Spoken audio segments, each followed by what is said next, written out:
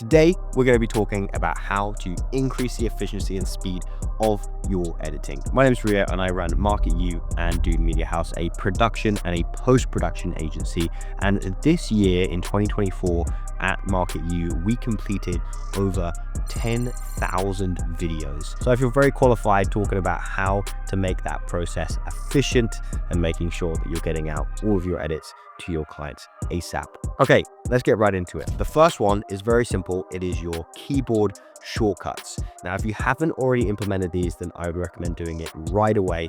To begin with, it'll feel like things are going a little bit slower, but over time, it'll make your editing so much faster. If you can basically get through an edit without having to use your mouse and only your keyboard, you're on the right track. And what the cool thing is whether you're using Premiere Pro, Final Cut, or DaVinci Resolve, they all have the option for you to customize what your shortcuts are for your keyboard. So if you find yourself doing something repetitively over and over again every single time, you will find that you can custom preset a shortcut just to command your software to do exactly what you want it to.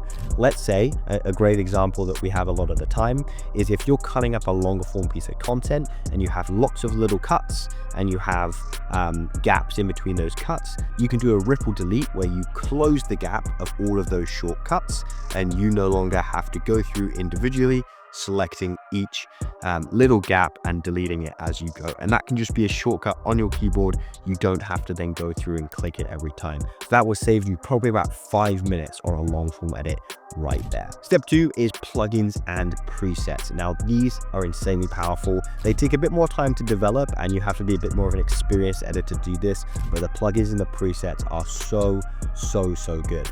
One plugin that I will recommend right off the bat is Frame.io. If you don't already use this software, it's amazing for your clients to give you feedback, to give in their revisions and stuff that they have. You can plug that right into softwares like Premiere Pro. You can have a window with all of the clients' revisions right on that window, and then you can transfer and make sure that they're being edited in right there in your timeline. So if you have your main window, you can then have your Frame.io window, and then underneath you have your timeline where you're making all of the edits to it. So the other side to that is then presets. Now presets, there's two that I want to talk about that really speed up the workflow. The first one's on the front end, and that's the presets you use to set up your timeline. And then the other one is in the color grade, using LUTs to make sure that you can color grade your footage faster. Now, presets are super valuable to set up the timeline that you're going to be editing. So let's say we're editing a reel or we're editing a YouTube video. You could have presets of the frame size, the frame rate that you want to be using for those projects, whether it's 4K, 1080p, whatever it may be. I have a preset for every single one of them. And if you would like them for free, then just comment below and I'll send you the exact settings that I use inside of Premiere Pro to make sure that my videos are coming out smooth, making sure they're sharp. They're all there, free, available for you guys to use. It's super easy to set up. The other preset I want to talk about is LUTs. Now, LUTs sometimes get a bad rap, and what I do mention is that I only use base LUTs. So a lot of the time, you know, our crews, our teams, whoever, they're shooting in S-Log, C-Log, V-Log, whatever the log footage is they're giving us. And it's really important that we can at least get a quick base grade so that we can see how the footage looks and what clips that we want to use. So using Rec 709 conversion LUTs are super helpful. I'm not going to provide them to you guys for free. There's a million of them on the internet and I can point you in the right direction to those. If you want to, just reach out to us. But there's a ton of LUTs that you can go to get that Rec 709 conversion, make it look realistic, and then you can apply your grade from there. I never recommend just applying a full grade. Always work on trying to develop your own look, your own style of your content. As you get used to your client, as you get used to your, whoever you're working with, that'll speed up naturally. But that is the second recommendations. Plugins and presets, a bit of a two-in-one there, is super valuable. Now, the third one is a bit more of a general one and something that I think is overlooked a lot of the time.